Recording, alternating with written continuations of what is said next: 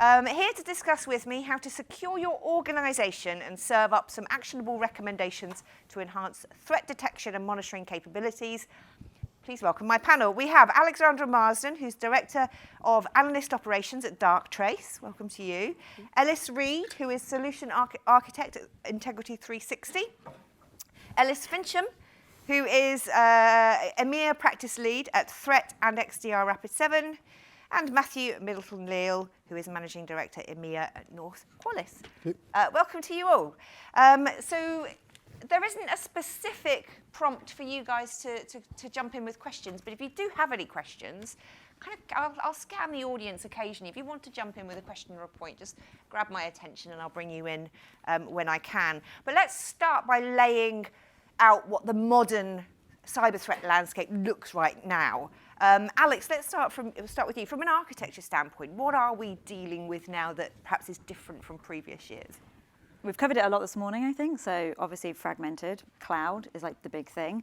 I think from more of a working level to try to turn it back into what that means for security, I think the fact that we have more cloud, more SaaS applications means more events, more data, more alerts for the SOC. So the SOC now has like how many alerts to go through every day. I think it's like 10,000 a day on average. They can have up to 40 tools. So I think for security, this fragmentation of their cloud infrastructure just means that it's hard to keep up. So we have to kind of think a bit more about automation and what that means, instead of being able to write signatures for every single SaaS application and every single event. Yeah, absolutely. And we've already heard this morning that you can have great visibility tools in place, but actually have something set up along the way that stops you from using them properly as well. So I guess with the landscape becoming more complex, then that's obviously something that people need to keep on top of. Absolutely, yeah. Yeah, brilliant. LSR, we've spoken about how sophisticated. I've jumped ahead. LSR, what do you think really defines in 2023 the threat landscape? I think it's the increased baseline of simple attacks, where we're seeing people use things like AI and machine learning. It's a massive knowledge base where people are using it in order to be able to increase their baseline of it in terms of, where we talk about, script kiddies or really sort of junior type of attackers, they're able to actually utilize these tools in order to be able to enable them to create greater phishing campaigns, to decompile malware and other sort of attack vectors they've seen, so they can start getting a better understanding of it without actually having to understand the source code. When it's a great tool both from an attack and a defensive perspective, where they can decompile malware, understand certain bits where there's sort of hidden sort of code within that. They can ultimately ask the AI engine to pull that to the surface and use it as a learning tool to then improve either their attack or defense capability. So it's being used by both sides. I think, phishing campaigns, I could go, and start writing one, and it could be very illiterate in terms of maybe the focused audience that I'm trying to attack or a particular organization. But with the power of sort of that generation and automation, people are then able to be able to get visibility and also craft a phishing email that sounds convincing. So therefore, it's a targeted attack audience. Also, I think, Richard spoke about it a bit earlier, where there's, I guess, more prevalence around insider threats, and supply chain attacks. It's going for the low-hanging fruit, going for, people that ultimately are going to trip up or fail.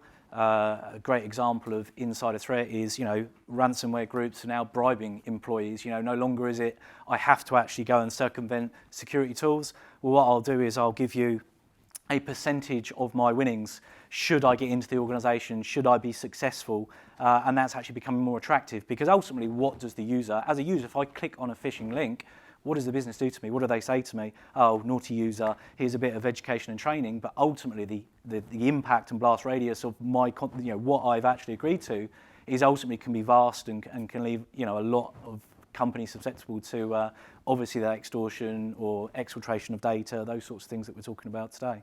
Yeah, absolutely. I mean, Matthew, it's fair to say, I think, that hackers are becoming more ambitious in their goals. They are also, organising themselves with tools, with helping each other, and we talk about this concept of ransomware as a service, being more and more common. Do you think that the proliferation of hacker tools is radically changing the landscape of monitoring detection, or are the rules of the game still the same? It's just the players are different. Yeah, look, from my perspective, I don't think it's changed particularly. I think it's been around for a while. We've been talking about kind of ransomware as a service for, well, frankly, a long time now, right, in the industry. So that's nothing new to me. The availability through the cloud of these tools is the game changer. The simplicity of the tools is equally the game changer. But I read two things recently which I thought were interesting. One of them, which allegedly, I don't want anyone to hang me for saying this, that 26% of IT budgets is going on security now. I'm not sure I believe it, and I'm sure no one in the room goes that, yeah, I've got 26% of the IT budget. But the other stat to run alongside that is in the IBM threat report that it says we're not detecting threats on average for 200 days in our organisations. So how are we spending 26% of the IT budget and still not detecting for 200 days? There's a problem somewhere in the middle there, which I think is where we've got to get to the bottom of, whether it's ransomware or advanced persistent threats, whether it's in the cloud, OT, whatever. That's the problem I think we should focus on. Why is that happening? Yeah, absolutely. The end point is the bad place for visibility to be. I think we've already... Ellis, from your perspective, do you think as ransomware's attacks get more sophisticated and these threats become more prolific, is this something that we can remedy with beefed up insurance? As much as I'd like to say yes, I think the reality of this is no.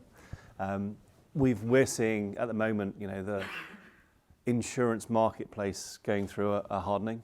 Over the last sort of 10, 15 years, there's been a balance of organisations where some have decided that cyber insurance is enough and I don't need to invest in a security team, and some who are going, well, cyber insurance doesn't really cut it, or it's an also ran with my security tools.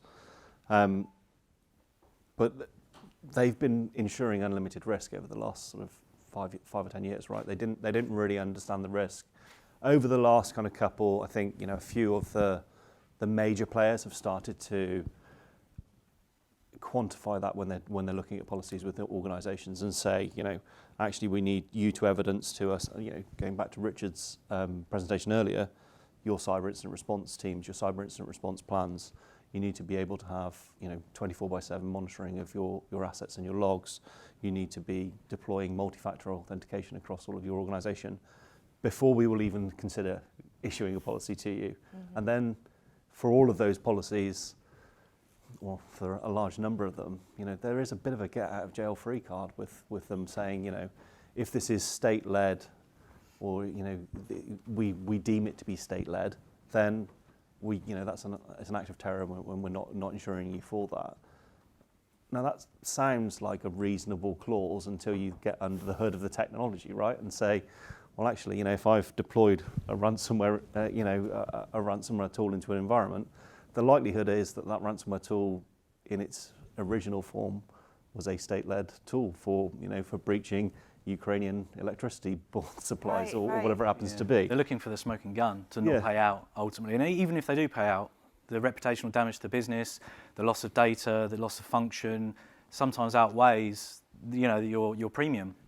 And then with government coming in, obviously mandating that these things need to be done as well, and obviously there's a lot of scrutiny from that side of stuff. It's a good, because look, you can scrape back a bit of the financial loss, let's say, if you get into that situation. But the insurers, do they care about your IP? Do they care about you as a business? Not really. Maybe that's a harsh line to say, but ultimately all they really care about is how can we pay out the least amount of premium. But it plays back to Matt's point, that actually we need to start being grown up in the security space and acting like a proper business unit, whereas in previous years there has been budget to go out and buy tools. I think most board level executives now are saying, this isn't, there isn't an unlimited amount of money here, guys. You can't just come back to us every 6 months because a vendor has released a new tool. You need to come to me and justify how that investment is going to impact our business. But at the moment, you can't actually identify to me how we're managing risk in our business, or whether we're getting better or worse. Yeah. And I think that splitting out of the security operations into a kind of a risk management and a threat management kind of teams, or at least disciplines, really needs to come to the fore, and we really need to start thinking about everybody's working hard, but actually, are we doing the right things?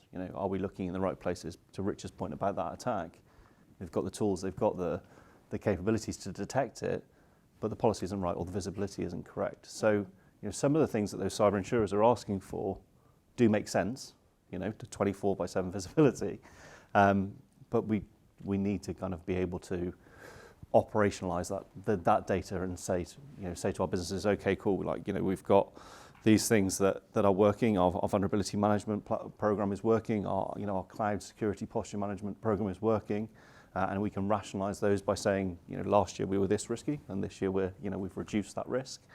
But we now need to start applying that to threat as well. Actually, are we looking at that log data properly? Are we looking at in a timely fashion rather than sending it to an email box that's marking it as red before before anybody gets to it? Any excuses? I mean, who would have ever believed that an insurance company would try not to pay a claim?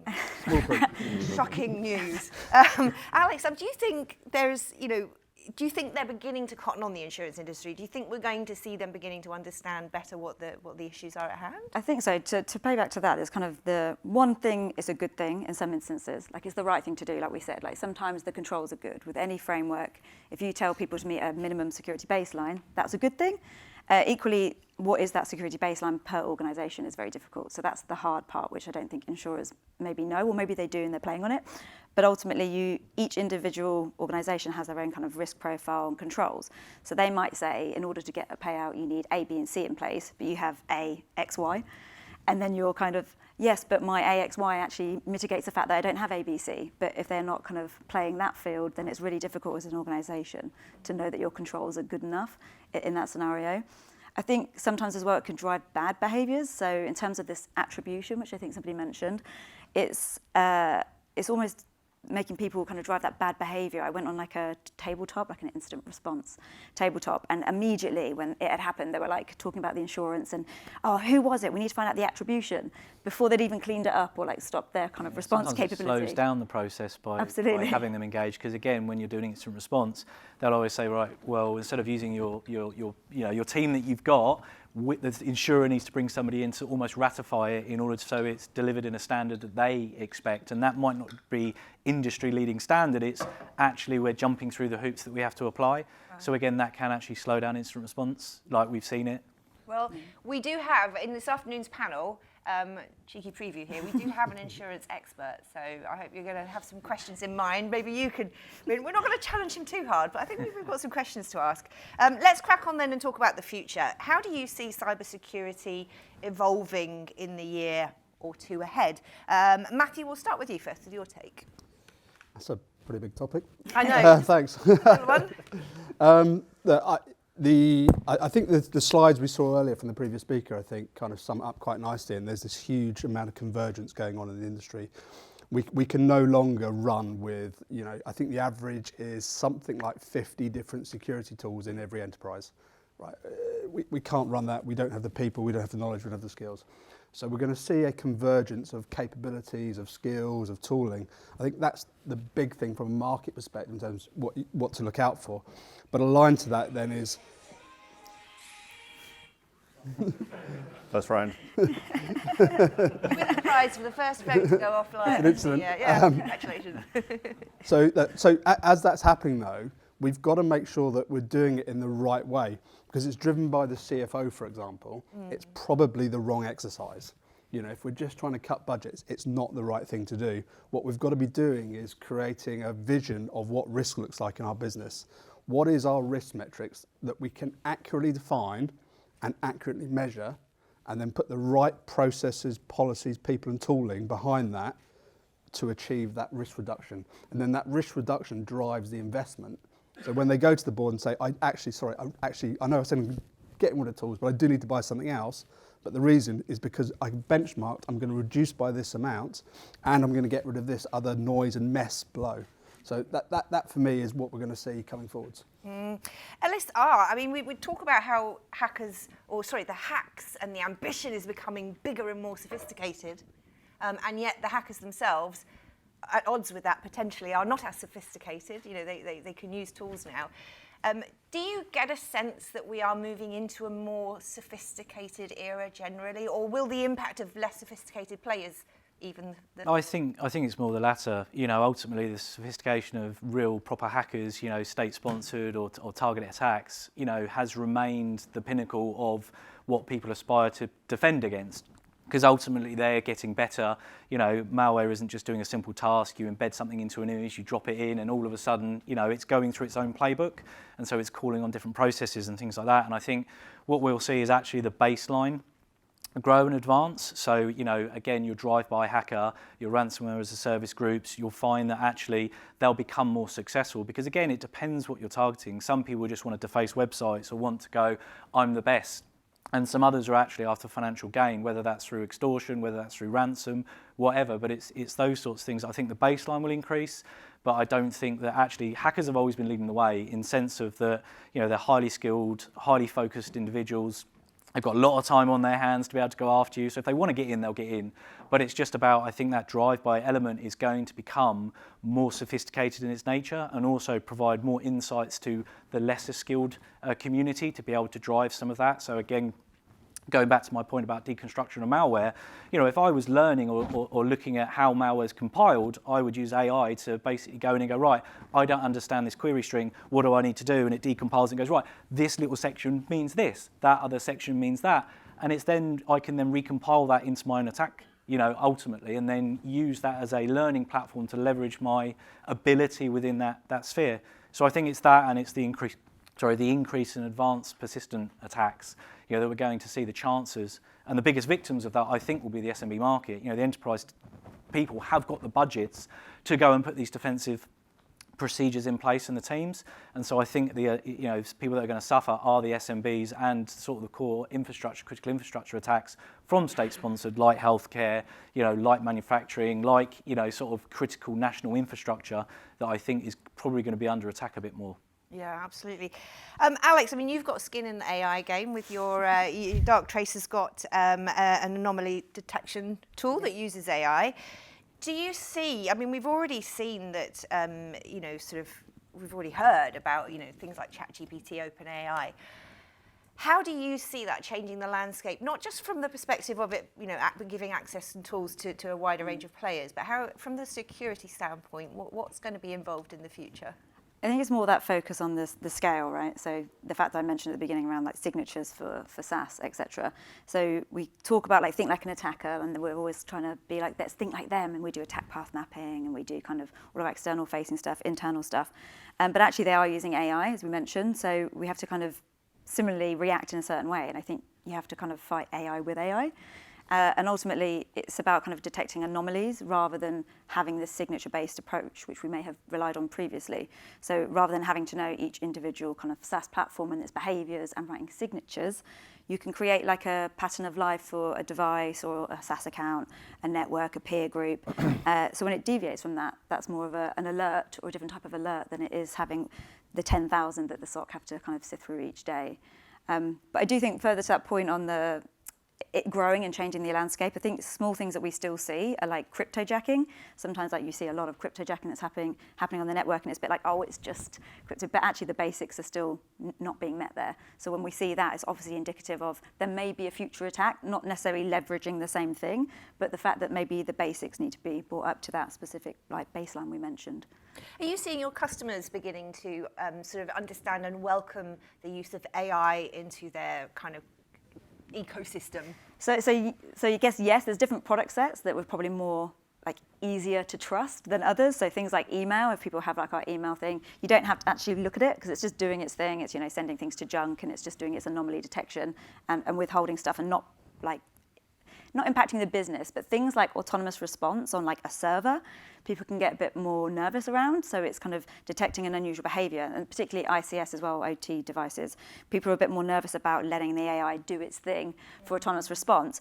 But equally, like I've asked that question before at a few of these events, and people have said like up to 90% are like, I would trust autonomous response on my network, which is amazing because I think that means trust is coming in, that people are trusting it a bit more. I hope you collected all their business cards, held them to that point. Well, let's, LSF.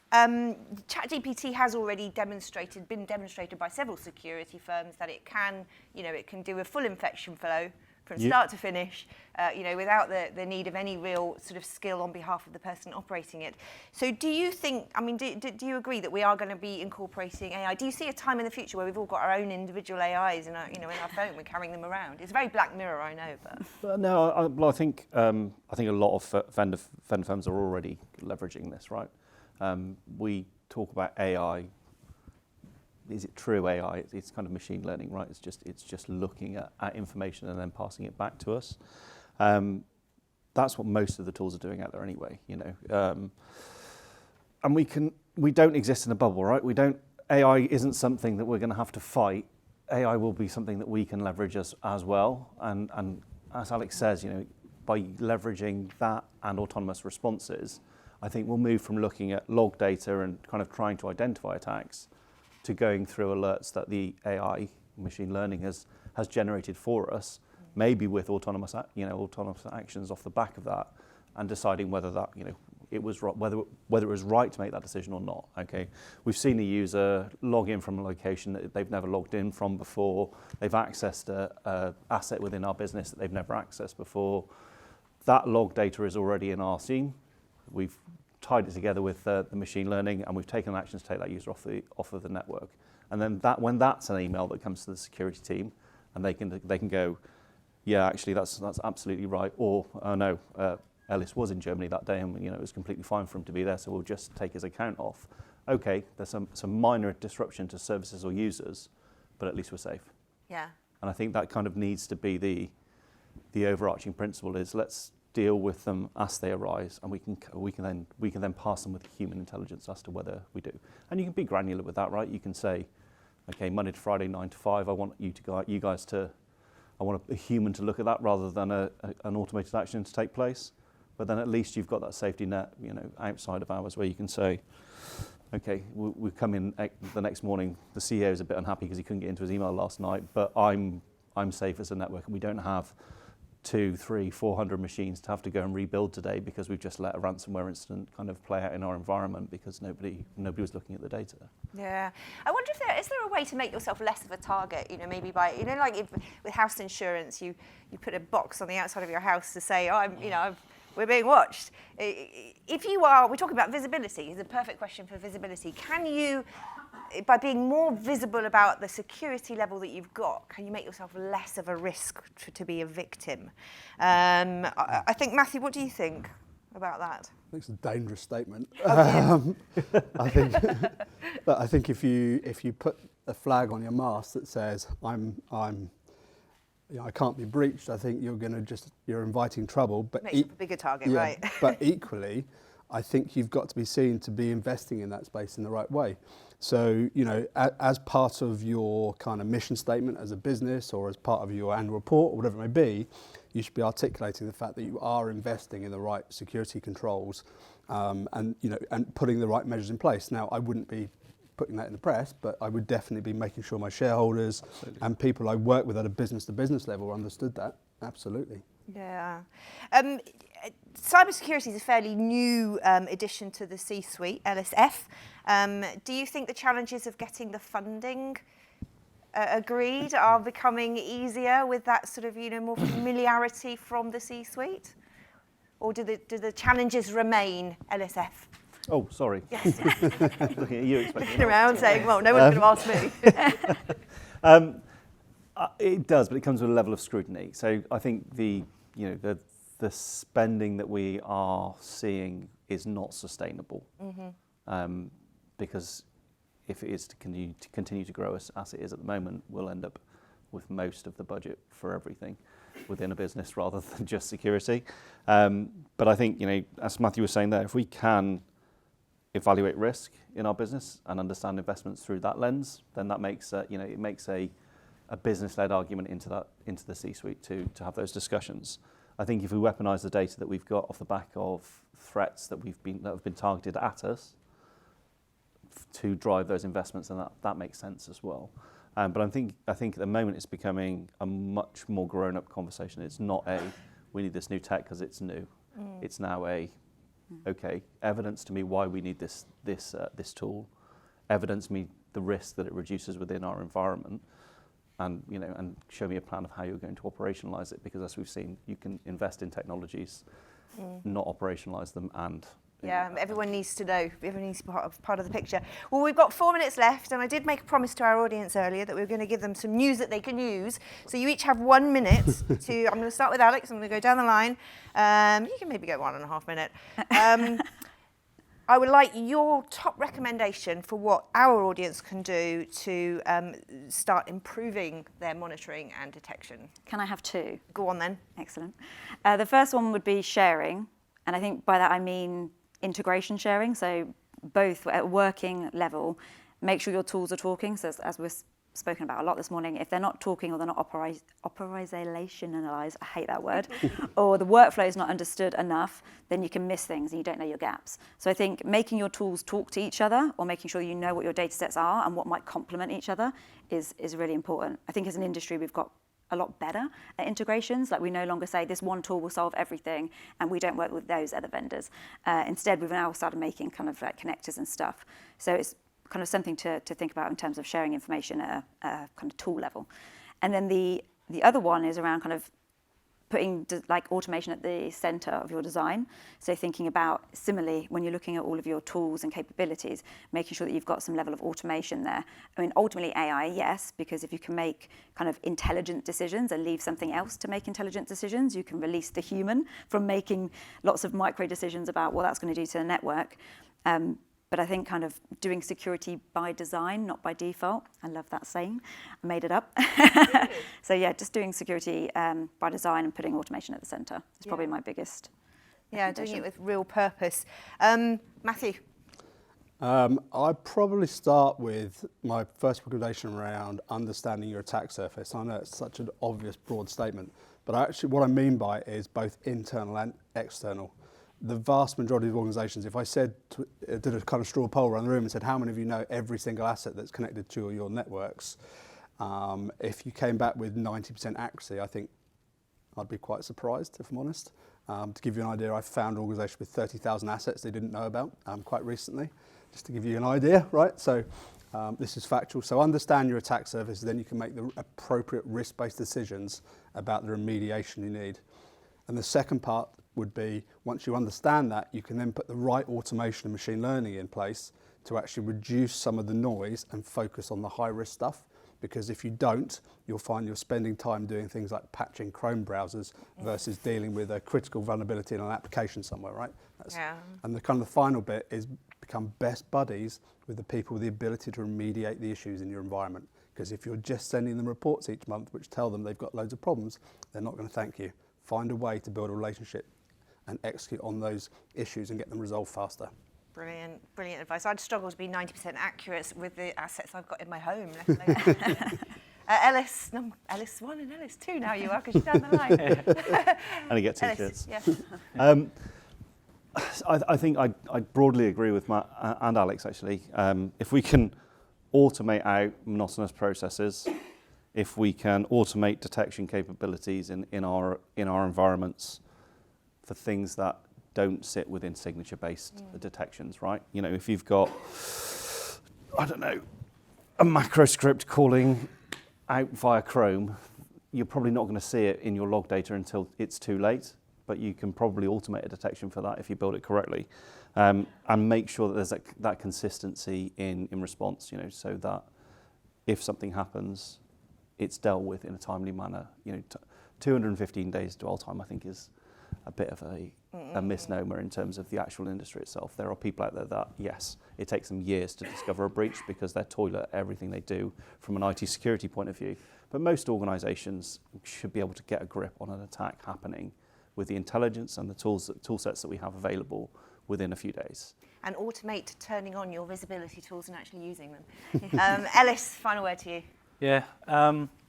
So I guess it's have a holistic view of your landscape in terms of your security tools that you're using. Sort of drawing to your point is we see a lot of times where people come to us requirements and say, right, we've got a web gateway requirement, but actually what they've got is probably a wider requirement on that where efficiencies can be driven from looking at it in a more holistic view. Also challenging. You know, we see a lot of people that are going, right, we're going Microsoft E5, that means we have to use these tools, because again, going to the C-suite and going, well, we now need to justify spending other areas that aren't part of the package we've already acquired can be a challenge. And I think sometimes we have to go, right, let's use what we can use, but get the best out of what we can use, but also understand that when we are taking these challenges to the board to say, we're doing it because of these reasons, i.e. we're moving across into, from physical to cloud-based services, or however you want to look at it, but utilise those tools the best you can to gain that visibility and gain that control, because there's a lot of, we've spoken about now, AI and ML around these tools, but as vendors, as partners are buying sort of multi-point tools, they're all being brought together in terms of that holistic view across multiple areas to give you that visibility. So again, it's not siloing each action, think outside the box and sort of, look at that disbursement of tools and where you can get the best investment on that. Brilliant. Thank you so much. Everybody, please thank our panel. I believe you'll all be around, won't you, to network with. Yeah. So, thank you so much.